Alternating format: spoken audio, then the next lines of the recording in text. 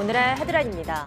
전국이 가을 장마 영향권에 든 가운데 중서부 지방에는 최고 300mm의 많은 비가 오겠습니다.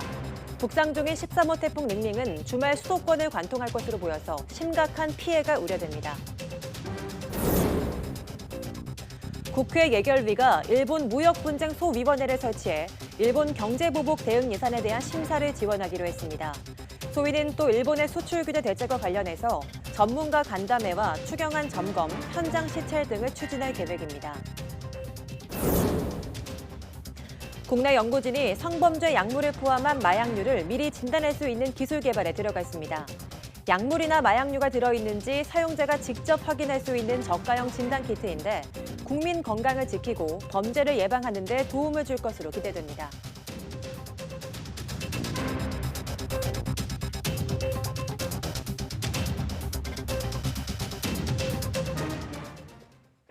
여러분 안녕하십니까? 9월 4일 사이언스 투데이입니다. 13호 태풍 링링이 한반도를 향해 북상하고 있습니다. 이 태풍은 서해로 올라와서 주말에는 수도권을 관통할 것으로 보여서 심각한 피해가 우려됩니다. 정혜윤 기자입니다. 13호 태풍 링링은 타이완 부근을 지나며 점점 발달하고 있습니다. 중심 풍속이 초속 20m를 넘어서면서 태풍의 눈도 형태를 갖춰가고 있습니다. 기상청은 이 태풍이 제주도 서쪽 해상을 거쳐 주말쯤 충남 서해안을 스쳐 수도권을 관통할 것으로 예상했습니다. 미국과 일본 기상당국도 우리와 비슷한 진로로 태풍이 움직일 것으로 전망했습니다. 제13호 태풍 링링은 6일 15시 서귀포 서남서쪽 약 190km 부근 해상으로 접근하면서 한반도 서해상을 따라 북상하여 6일부터 7일까지 영향을 줄 것으로 예상됩니다.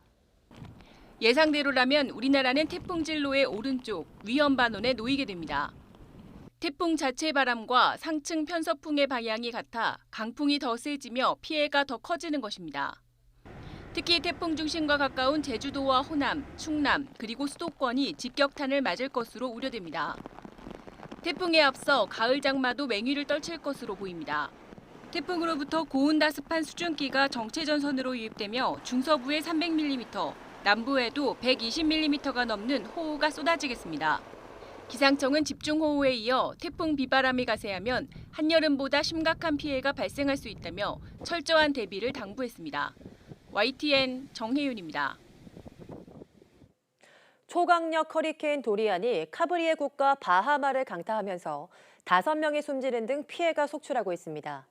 지금은 2등급으로 세력이 약화했지만 예상 경로에 든 미국 남동부 일대는 긴장감을 늦추지 못하고 있습니다. 조수연 기자가 보도합니다. 거센 비바람 속에 애완견을 안고 가슴까지 차오른 물살을 헤쳐나갑니다. 침수된 마을에 구조대가 접근조차 못하자 주민들이 직접 대피에 나선 겁니다. 허리케인 도리안은 시속 300km에 이르는 강풍과 폭우를 몰고 바하마를 초토화했습니다. 인명피해도 늘고 있습니다. 8살 아이를 포함해 최소 5명이 숨졌고 20여 명이 다쳐 병원으로 옮겨졌습니다. 또 일부 지역 공항이 폐쇄하면서 항공편 수백 편이 결항했고 13,000채의 가옥이 심각하게 파손된 것으로 잠정 집계됐습니다. We are in the midst of a historic tragedy in parts of northern Bahamas. Our mission and focus now is search, rescue, and recovery. 도리안은 바하마 근해에서 움직임이 정체되면서 최고인 5등급에서 2등급으로 약화했습니다. 하지만 예상 경로에 든 미국 남동부 지역은 여전히 비상입니다. 플로리다와 조지아, 사우스캐롤라이나에서는 대규모 대피령이 내려진 상태입니다. As Hurricane Dorian gets closer to our area, city crews and emergency teams continue to prepare for potential impacts. 플로리다 북부와 조지아 해안가에는 해수면이 최대 2m까지 더 높아질 수 있다는 예보에 따라 만반의 대비 태세가 가동됐습니다. YTN 조수연입니다.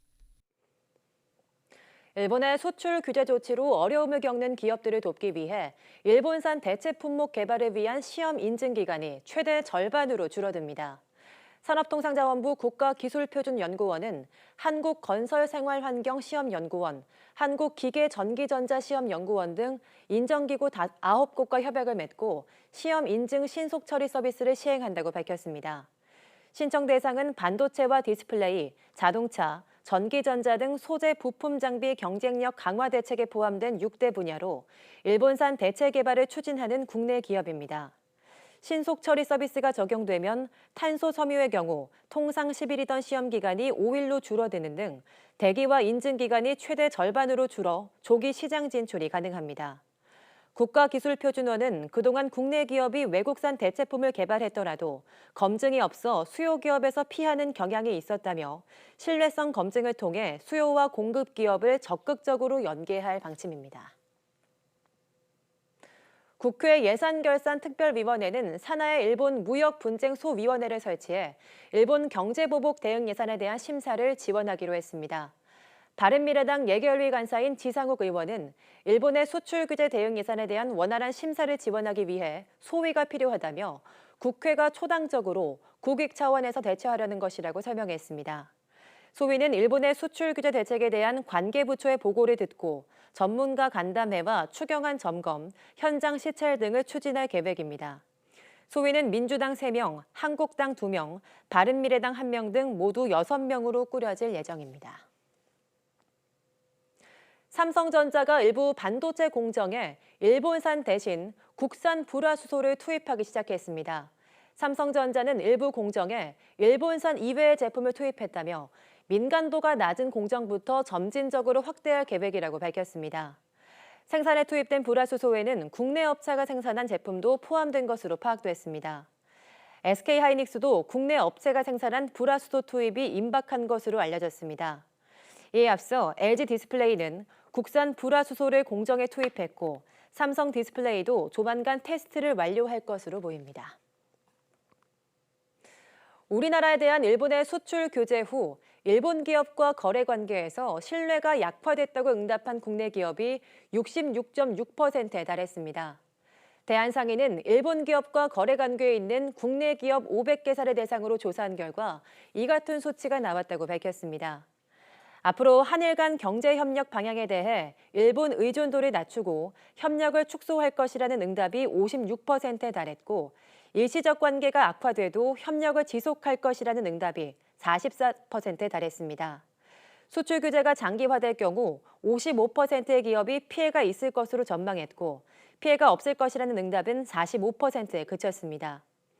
업종별로는 피해가 있을 것이라는 응답이 관광 87.8%, 반도체 85.4%로 높게 나타났고 조선산업은 피해가 있을 것이라는 응답이 18.6%에 그쳤습니다. 우리나라가 차세대 첨단 소재로 주목받는 은나노 물질과 그래핀에 대한 국제 표준을 획득했습니다. 산업통상자원부 국가기술표준원은 한국이 국제표준화기구에 제안한 그래핀 2차원 물질의 특성 및 특성별 측정 방법과 은나노 입자의 특성 및 측정 방법이 국제표준으로 제정됐다고 밝혔습니다. 그래핀 관련 측정 방법은 그래핀의 물리화학적 특성 등을 정의하고 측정할 수 있는 시험 방법을 규정하는 표준입니다. 은나노 입자 관련 측정 방법은 은나노 물질이 향균력을 가지려고 필요한 입자의 크기 등을 정한 표준입니다. 특히 은나노 입자 관련 국제표준은 일본이 수년 전부터 기술을 선도해온 분야인데 한국이 주도권을 확보했다는 평가를 받습니다. 산업부는 나노 소재에 대한 측정 방법을 한국 기술 중심으로 표준화한 만큼 국내 기업이 이 분야 시장을 선점하는 데 유리할 것이라고 말했습니다. 일본 정부가 한국이 일본을 화이트리스트에서 제외하는 절차를 추진하는 것에 대해 보복 조치라고 주장했습니다. 일본 경제산업성은 한국산업통상자원부가 지난 8월 12일 발표한 전략 물자 수출입 고시 개정안의 근거나 세부 내용에 관한 질문에 명확한 답변이 없는 채로 절차가 진행된다면 근거가 없는 자의적인 보복 조치라고 생각하지 않을 수 없다는 의견을 제출했다고 밝혔습니다. 경제산업성은 일본 정부가 한국이 앞서 발표한 고시에 관해 개정 이후 일본을 가해 2지역으로 분류한 이후 제도의 세부 내용에 대해 질문했다면서 한국 정부가 고시 개정에 앞서 실시하는 의견 수렴에 응하는 형식으로 입장을 밝히고 재차 질문지를 제출했습니다. 한국이 화이트리스트로 분류하는 국가는 가지역에 포함되어 있는데 산업통상자원부는 일본을 가해 2지역으로 분류해 백색 국가에서 제외하는 방안을 추진 중입니다. 한국 정부는 의견 수렴을 마치면 규제 심사, 법제처 심사 등을 거쳐 이달 중 개정된 전략물자 수출입 고시를 시행할 방침입니다. 국제신용평가사 피치는 한일 무역 갈등이 반도체 업종에 미치는 영향이 적어도 단기적으로는 미비할 것이라고 전망했습니다. 피치는 일본의 수출 규제가 핵심 반도체 소재의 공급을 완전히 금지하지는 않는다며 한국 업체들도 장기적으로 대체 공급자를 적극적으로 찾고 있다고 밝혔습니다.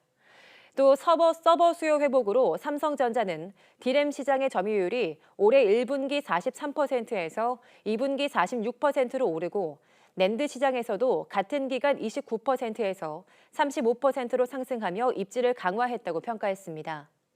특히 업계를 이끄는 삼성전자의 기술 역량과 지속적인 기술 향상은 강력한 출하 증가로 이어졌다며 삼성전자는 업황 침체에도 업계 평균 이상의 수익성을 유지할 것이라고 예상했습니다.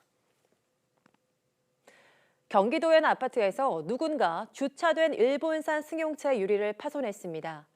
피해 차량 주인의 아내는 일본인인데 반일 감정 때문에 그런 게 아닌지 모르겠다며 두려움을 호소했습니다. 김다연 기자입니다. 경기도 성남의 한 아파트 주차장. 승용차 뒷유리는 산산조각이 났고 검은 유리 파편은 바닥에 흩어져 있습니다. 조용한 자체가 있던 거. 내가 그 주인한테 전화했고. 차를 세워둔 하루 사이 일어난 일입니다. 뒷유리가 훼손된 이 승용차는 일본산입니다. 피해자는 누군가 고의로 부순 것으로 보고 곧바로 경찰에 신고했습니다. 경찰은 돌을 일부러 유리창에 던진 것 같다며 최근 한일 갈등과 관련된 범죄인지 조사 중이라고 밝혔습니다. 주변 CCTV 등을 통해서 용의자 특정 그 단계라고 보시면 될 것 같습니다. 반일 감정에 의한 거다 그런 거는 수사를 해봐야지 확인이 될 수 있는 사안 같습니다. 피해 차주는 일본산 승용차란 이유로 공격의 대상이 됐다는 생각을 떨치지 못하고 있습니다. 5년 전 함께 한국으로 온 일본인 아내는 불안에 떨고 있습니다. 자기가 잘못한 거 없는데 이렇게 범죄를 당하게 되니까 약간 한국에서 사는 게 무섭다고 트라우마가 생길 것 같다고 그러더라고요. 최근 일본 차가 훼손되거나 외제차의 우길기 문양에 낙서를 한 사건 등이 잇따르고 있습니다. 반일 감정에 기반한 건지 아니면 최근 분위기를 빙자한 장난인지 아직은 알 수 없지만 분명한 건 애꿎은 피해자만 생기고 있다는 겁니다. YTN 김다연입니다. 일본에서 수입되는 공산품에 대한 관세청의 방사능 검사가 강화됩니다.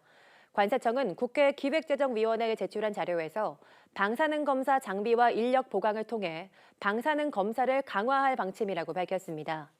우선 이번 달 안에 방사능 검출 여부와 종류를 바로 검사할 수 있는 핵종 분석기 12대를 세관 컨테이너 검색센터에 새로 배치하기로 했습니다. 관세청은 또 지난달부터 원자력 안전위원회에서 전문 인력 2명을 보충받아 합동 검역을 실시하고 있지만 원안이 인력을 보충해 전문성을 높인다는 계획입니다. 이와 함께 내년도 검사 인원으로 15명을 충원받았는데 50명 이상 충원할 수 있도록 정부에 지속적으로 요구한다는 방침입니다.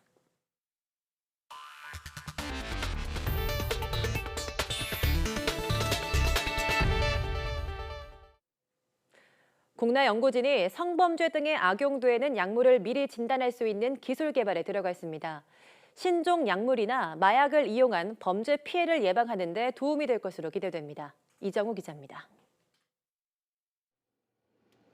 현재 국내에서 사용하는 마약 감정 시약은 소변과 혈액, 모발에서 검출하는 사후 감정 시약입니다. 대부분 수입에 의존하고 있는데 값이 비싸고 정확성이 떨어지는 등 여러 문제가 지적됐습니다. 그래서 국내 연구진이 성범죄 약물을 포함해 마약류를 사전에 정밀 진단하는 기술을 개발하기로 했습니다. 저희는 종이 기반의 바이오 센서를 만들고 있는데요. 그것이 그 휴대용 성범죄 약물을 본인이 사용자 스스로가 이렇게 묻혀가지고 검지할 수 있는 저가의 일회용 진단 키트를 만들고 있습니다. 나노 소재를 이용하고 휴대와 사용이 간편하게 종이나 스티커 형태가 될 전망입니다. 이번 연구는 마약과 약물 범죄를 사전에 차단하기 위한 다부처 R&D 연구 사업으로 진행되고 있습니다. 한국생명공학연구원과 경찰청, 전문업체가 참여해 현장 실증 테스트도 진행할 계획입니다. 사후 진단이라든가 그러니까 휴대용 기기, 정밀기기랑 이제 또 융합이 된다면은 실제로 마약 사범의 사후 단속 그리고 그 국가수에서 활용될 수 있는 기술로 기대됩니다. 이번 연구는 성범죄 약물은 물론 불법 마약류에 대한 사전 사후 진단 기술로 활용돼 국민 건강을 지키고 범죄를 예방하는 데 도움을 줄 것으로 기대됩니다. YTN 이정호입니다. 동물 복지에 대한 관심이 커지면서 건국대 수의대가 해부 실습에 동물 사체 대신 동물 모형을 도입하기로 했습니다. 건국대는 올해 2학기부터 국내에서는 처음으로 동물 모형으로 실습 교육을 한다고 밝혔습니다.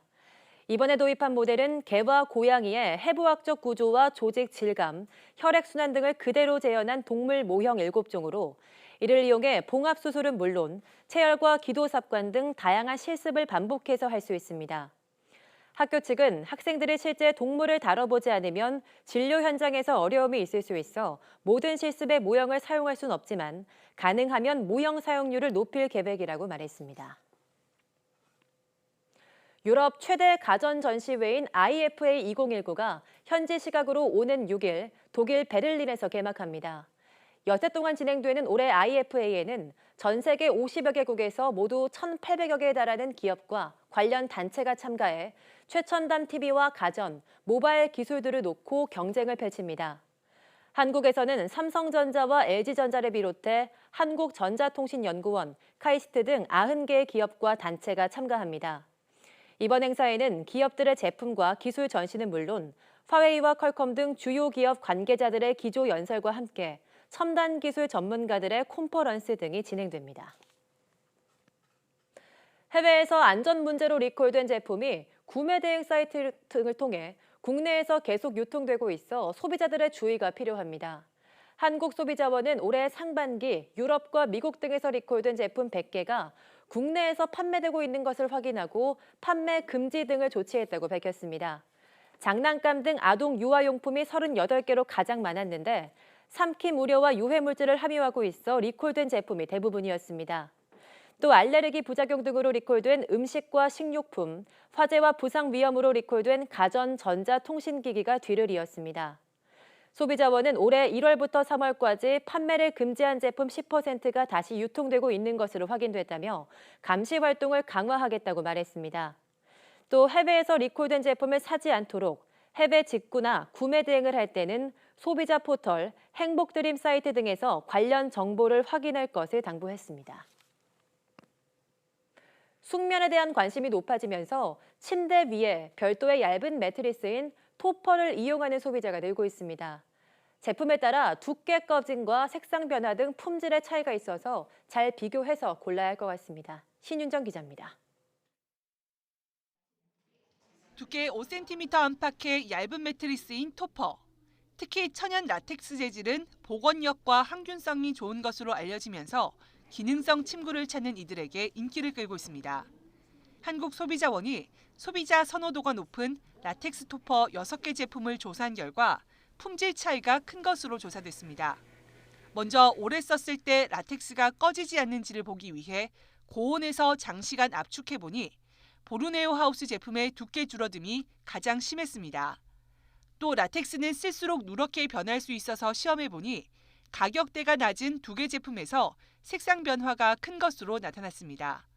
단단하고 푹신한 정도도 제품마다 차이가 커서 개인의 선호에 맞게 선택하는 것이 좋습니다. 조사 대상 모두 제조 연월과 치수 등을 제대로 표시하지 않았고 일부 제품은 해외 친환경 인증 등 허위 광고도 지적됐습니다. 안정성 시험 결과에는 문제가 없었지만 일부 매트리스에서 라돈 검출이 이어지고 있는 만큼 주의가 필요하다고 소비자원은 조언했습니다. 해당 제품은 형태만으로는 일반 매트리스와 구분이 불가능하여 잠이 편한 라텍스 제품을 소지한 소비자는 원한 이에 확인 의뢰한 뒤에 사용하시는 것이 좋겠습니다. 소비자원은 또 라텍스는 열에 약해 직사광선에 노출되거나 전기장판 등에 접촉할 경우 제품 수명이 줄어들거나 화재 위험이 있다고 설명했습니다. YTN 신윤정입니다.